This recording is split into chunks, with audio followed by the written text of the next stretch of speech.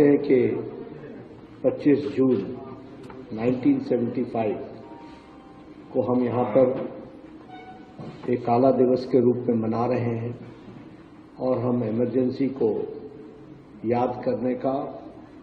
और जो एक तरीके से प्रजातंत्र के गला को घोटने का जो कुत्सित प्रयास हुआ था वह जनता के सामने आए। इस प्रयास से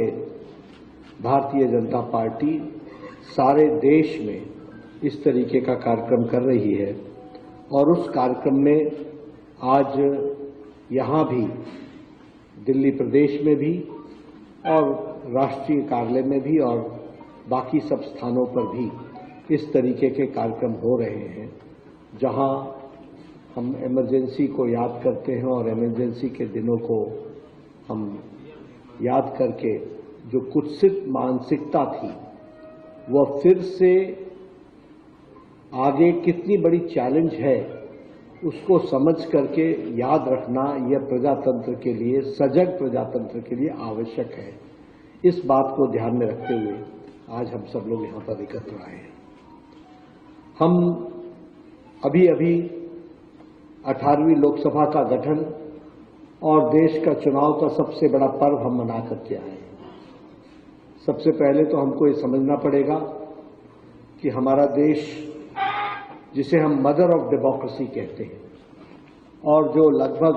1100 साल पहले का भी जो चित्र हम सबको देखने को मिलता है, जिसमें उत्तरा मेरू स्थान पर प्रजातंत्र की बुनियादी बातों का हमको जिक्र मिलता है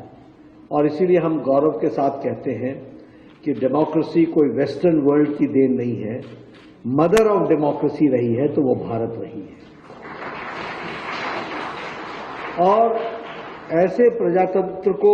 का गला घोटने का काम कांग्रेस पार्टी ने किया, वो भी हमको ध्यान में रखना चाहिए। लेकिन हम सबको यह भी मालूम है कि देश उसके खिलाफ खड़ा हुआ और हम लोगों ने डट करके उसका विरोध किया और उसी का नतीजा है कि प्रजातंत्र भी बहाल हुआ